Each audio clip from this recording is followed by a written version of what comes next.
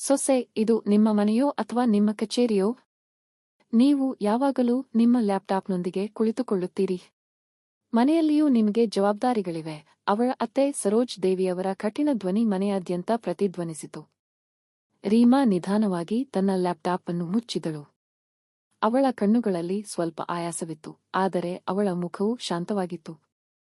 ಕಳೆದ 2 ವಾರಗಳಿಂದ ಅವಳು ಒಂದು ಪ್ರಮುಖ ಯೋಜನೆಯಲ್ಲಿ ದಣಿವರಿಯಿಲ್ಲದೆ ಕೆಲಸ ಮಾಡುತ್ತಿದ್ದಳು. ಇದು ಕೇವಲ ಒಂದು ಯೋಜನೆಯಲ್ಲ, ಆದರೆ ಅವಳ ಸ್ವತಂತ್ರ ವೃತ್ತಿ ಜೀವನದಲ್ಲಿ ಅತಿದೊಡ್ಡ ಅವಕಾಶವಾಗಿತ್ತು. ಅಂತಾರಾಷ್ಟ್ರೀಯ ಕಂಪನಿಯೊಂದು ಅವಳಿಗೆ ವೆಬ್ಸೈಟ್ ವಿನ್ಯಾಸ ಕೆಲಸವನ್ನು ನಿಯೋಜಿಸಿತ್ತು. ಮರುದಿನ ಬೆಳಿಗ್ಗೆ ಗಡುವು ನೀಡಲಾಗಿತ್ತು. ಈ ಯೋಜನೆ ಯಶಸ್ವಿಯಾಗಿ ಪೂರ್ಣಗೊಂಡರೆ ಅವಳ ವೃತ್ತಿಜೀವನವು ಹೊಸ ಎತ್ತರವನ್ನು ತಲುಪಬಹುದು. ರೀಮಾ ಈ ಹಿಂದೆ ಕಾರ್ಪೊರೇಟ್ ಕಂಪನಿಯಲ್ಲಿ ಕೆಲಸ ಮಾಡುತ್ತಿದ್ದಳು, ಆದರೆ ಮದುವೆಯ ನಂತರ ಅವಳ ಅತ್ತೆಯಂದಿರ ಒತ್ತಾಯದ ಮೇರೆಗೆ ಅವಳು ಮನೆಯಿಂದಲೇ ಕೆಲಸ ಮಾಡಲು ಪ್ರಾರಂಭಿಸಿದಳು. ಆರಂಭದಲ್ಲಿ ಮನೆಯಿಂದ ಕೆಲಸ ಮಾಡುವುದು ಉತ್ತಮ ಕೆಲಸವಲ್ಲ ಎಂದು ಎಲ್ಲರೂ ಭಾವಿಸಿದ್ದರು, ಆದರೆ ಕ್ರಮೇಣ ಅವಳ ಕಠಿಣ ಪರಿಶ್ರಮದ ಮೂಲಕ ರೀಮಾ ತನ್ನನ್ನು ತಾನು ಸ್ಥಾಪಿಸಿಕೊಂಡಳು. ಆದರೂ ಮನೆಯ ಹೊರಗೆ ಕೆಲಸ ಮಾಡುವವರಿಗೆ ಸಿಗುವ ಗೌರವ ಅವಳ ಕೆಲಸಕ್ಕೆ ಎಂದಿಗೂ ಸಿಗಲಿಲ್ಲ. ಆ ಬೆಳಿಗ್ಗೆಯಿಂದ ಮನೆ ಚಟುವಟಿಕೆಯಿಂದ ತುಂಬಿತ್ತು. ರೀಮಾಳ ಸೋದರ ಮಾವ ರೋಹನ್ ಆ ರಾತ್ರಿ ಪಾರ್ಟಿಗೆ ಸ್ನೇಹಿತರನ್ನು ಆಹ್ವಾನಿಸುತ್ತಿದ್ದ.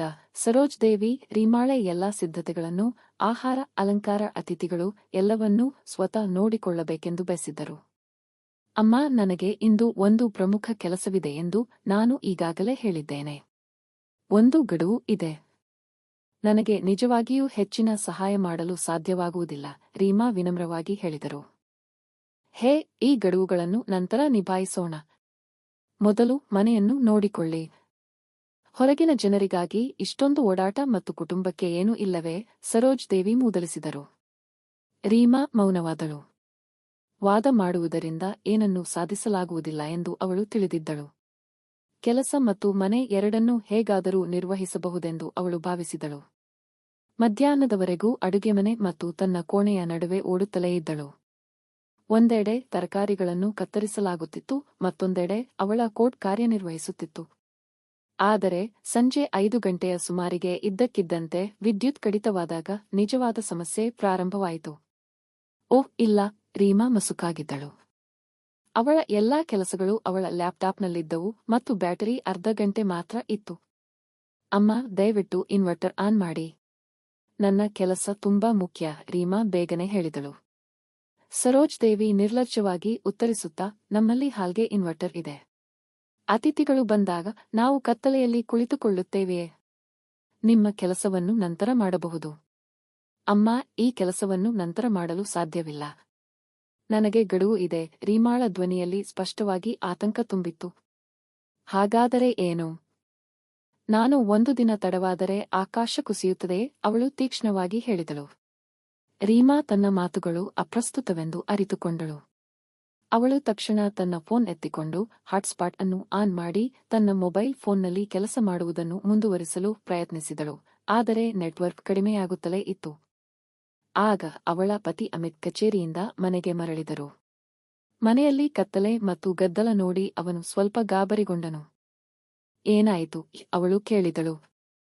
ಸರೋಜ್ ದೇವಿ ತಕ್ಷಣ, ಏನೂ ಇಲ್ಲ, ನಿಮ್ಮ ಹೆಂಡತಿ ತನ್ನ ಕೆಲಸದಲ್ಲಿ ನಿರತಳಾಗಿದ್ದಾಳೆ.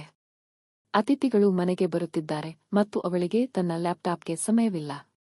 ಅಮಿತ್ ರೀಮಾಳನ್ನು ನೋಡಿದಳು. ರೀಮಾ, ಸ್ವಲ್ಪ ಹೊತ್ತು ಕೆಲಸ ಬಿಡಬಹುದಲ್ಲವೇ? ನೀವು ಅದನ್ನು ನಂತರ ಮಾಡಬಹುದು. ರೀಮಾ ಆಳವಾದ ಉಸಿರನ್ನು ತೆಗೆದುಕೊಂಡರು. ಅಮಿತ್, ಇದು ನಂತರದ ಕೆಲಸವಲ್ಲ. ನಾನು ಈ ಪ್ರಾಜೆಕ್ಟ್ ಅನ್ನು ಇಂದು ರಾತ್ರಿಯೊಳಗೆ ಮುಗಿಸದಿದ್ದರೆ ನನ್ನ ಕಕ್ಷಿದಾರ ಇದನ್ನು ರದ್ದುಗೊಳಿಸುತ್ತಾನೆ. ಇದು ನನಗೆ ಒಂದು ದೊಡ್ಡ ಅವಕಾಶ. ಅಮಿತ್ ಸ್ವಲ್ಪ ಕಿರಿಕಿರಿಯಿಂದ ಹೇಳಿದರು. ಡ್ಯೂಡ್, ನೀವು ಎಲ್ಲವನ್ನೂ ತುಂಬಾ ದೊಡ್ಡದಾಗಿ ಮಾಡುತ್ತೀರಿ. ನಾನು ಮನೆಯನ್ನು ಸಹ ನೋಡಿಕೊಳ್ಳಬೇಕು. ರೀಮಾ ಒಳಗೆ ಏನೋ ಸಿಡಿಯಿತು. ಅವಳು ಒಂದು ಕ್ಷಣ ಮೌನವಾಗಿದ್ದಳು, ನಂತರ ಮೆಲ್ಲನೆ ಸರಿಯೇ ಎಂದಳು. ಅವಳು ತನ್ನ ಕೋಣೆಗೆ ಹೋಗಿ ಲ್ಯಾಪ್ಟಾಪ್ ಎತ್ತಿಕೊಂಡು ಒಂದು ಮಾತನ್ನೂ ಹೇಳದೆ ಮನೆಯಿಂದ ಹೊರಟು ಹೋದಳು. ಹೇ, ಅವಳು ಎಲ್ಲಿಗೆ ಹೋಗುತ್ತಿದ್ದಾಳೆ? ಸರೋಜ್ ದೇವಿ ಹಿಂದಿನಿಂದ ಕರೆದಳು, ಆದರೆ ರೀಮಾ ನಿಲ್ಲಲಿಲ್ಲ. ರೀಮಾ ನೇರವಾಗಿ ಹತ್ತಿರದ ಕೆಫೆಗೆ ಹೋದಳು. ಅಲ್ಲಿ ವಿದ್ಯುತ್ ಮತ್ತು ಇಂಟರ್ನೆಟ್ ಎರಡೂ ಇತ್ತು. ಅವಳು ಅಲ್ಲಿ ಕುಳಿತು ರಾತ್ರಿಯಿಡೀ ಕೆಲಸ ಮಾಡುತ್ತಿದ್ದಳು. ಅವಳ ಕಣ್ಣುಗಳು ಕೆಂಪಾಗಿದ್ದವು, ಅವಳ ಕೈಗಳು ನಡುಗುತ್ತಿದ್ದವು, ಆದರೆ ಅವಳು ಬಿಡಲಿಲ್ಲ. ಬೆಳಿಗ್ಗೆ 4 ಗಂಟೆಗೆ ಅವಳ ಪ್ರಾಜೆಕ್ಟ್ ಕೊನೆಗೂ ಪೂರ್ಣಗೊಂಡಿತು. ಅವಳು ಫೈಲ್ ಅನ್ನು ಕ್ಲೈಂಟ್ಗೆ ಕಳುಹಿಸಿ ತನ್ನ ಕುರ್ಚಿಯಲ್ಲಿ ಹಿಂದಕ್ಕೆ ಒರಗಿದಳು. ಸ್ವಲ್ಪ ಸಮಯದ ನಂತರ ಅವಳ ಫೋನ್ಗೆ ಒಂದು ಇಮೇಲ್ ಬಂದಿತು. ಅತ್ಯುತ್ತಮ ಕೆಲಸ. ನಾವು ನಿಮಗೆ ದೀರ್ಘಾವಧಿಯ ಒಪ್ಪಂದವನ್ನು ನೀಡಲು ಬಯಸುತ್ತೇವೆ. ರೀಮಾಳ ಕಣ್ಣುಗಳಲ್ಲಿ ಆನಂದದ ಕಣ್ಣೀರು ತುಂಬಿತು. ಅವಳು ಬೆಳಿಗ್ಗೆ 7 ಗಂಟೆಗೆ ಮನೆಗೆ ಮರಳಿದಳು. ಮನೆ ಶಾಂತವಾಗಿತ್ತು. ಪಾರ್ಟಿ ಮುಗಿದಿತ್ತು. ಸಭಾಂಗಣ ಅಸ್ತವ್ಯಸ್ತವಾಗಿತ್ತು. ಅವಳು ಒಳಗೆ ಬಂದ ತಕ್ಷಣ ಸರೋಜದೇವಿ ಅವಳ ಮುಂದೆ ಕಾಣಿಸಿಕೊಂಡಳು. ನೀವು ಹೊರಗೆ ತುಂಬಾ ಮಜಾ ಮಾಡಿದ್ದೀರಾ. ಕುಟುಂಬದ ಗೌರವದ ಬಗ್ಗೆ ನಿಮಗೆ ಏನಾದರೂ ಗೌರವವಿದೆಯೇ? ಅವಳು ವ್ಯಂಗ್ಯವಾಗಿ ಹೇಳಿದಳು.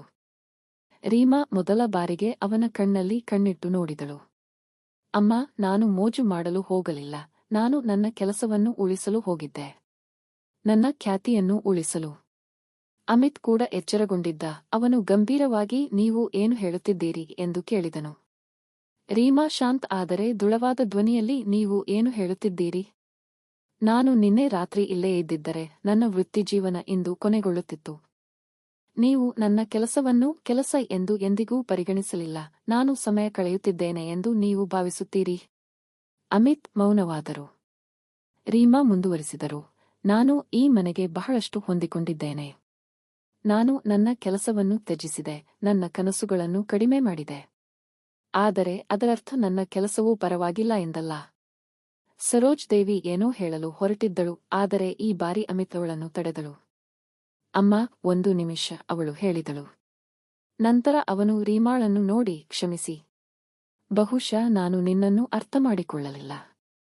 ಅಮಿತ್ ರೀಮಾಳನ್ನು ಬಹಿರಂಗವಾಗಿ ಬೆಂಬಲಿಸಿದ್ದು ಇದೇ ಮೊದಲು. ನೀವು ಸರಿಯಾದ ಕೆಲಸ ಮಾಡಿದ್ದೀರಿ, ಅವರು ಹೇಳಿದರು. ಇದು ನಿಮ್ಮ ವೃತ್ತಿಜೀವನದ ಪ್ರಶ್ನೆಯಾಗಿದ್ದರೆ ನೀವು ಮಾಡಿದ್ದನ್ನು ನೀವು ಮಾಡಬೇಕಿತ್ತು. ಸರೋಜ್ ದೇವಿ ಆಶ್ಚರ್ಯಚಕಿತರಾದರು. ಅಮಿತ್, ನೀವು ಸಹ? ಹೌದು ಅಮ್ಮ, ಅಮಿತ್ ಶಾಂತ ಆದರೆ ದೃಢವಾದ ಧ್ವನಿಯಲ್ಲಿ ಹೇಳಿದರು. ರೀಮಾ ಅವರ ಕೆಲಸ ನಮ್ಮ ಕೆಲಸದಂತೆ ಮುಖ್ಯ, ನಾವು ಅದನ್ನು ಅರ್ಥಮಾಡಿಕೊಳ್ಳಬೇಕು. ಆ ದಿನದ ನಂತರ ಮನೆಯಲ್ಲಿನ ವಾತಾವರಣ ನಿಧಾನವಾಗಿ ಬದಲಾಗಲು ಪ್ರಾರಂಭಿಸಿತು. ರೀಮಾಗೆ ಪ್ರತ್ಯೇಕ ಕೆಲಸದ ಸ್ಥಳವನ್ನು ರಚಿಸಲಾಯಿತು. ಅವರ ಕೆಲಸದ ಸಮಯವನ್ನು ಗೌರವಿಸಲು ಪ್ರಾರಂಭಿಸಿತು. ಮತ್ತು ಮುಖ್ಯವಾಗಿ ಯಾರೂ ಅವಳನ್ನು ಇದು ಮನೆಯೇ ಅಥವಾ ಕಚೇರಿಯೇ ಎಂದು ಕೇಳಲಿಲ್ಲ. ಏಕೆಂದರೆ ಆ ದಿನ ರೀಮಾ ಕೇವಲ ಒಂದು ಯೋಜನೆಯನ್ನು ಉಳಿಸಿರಲಿಲ್ಲ.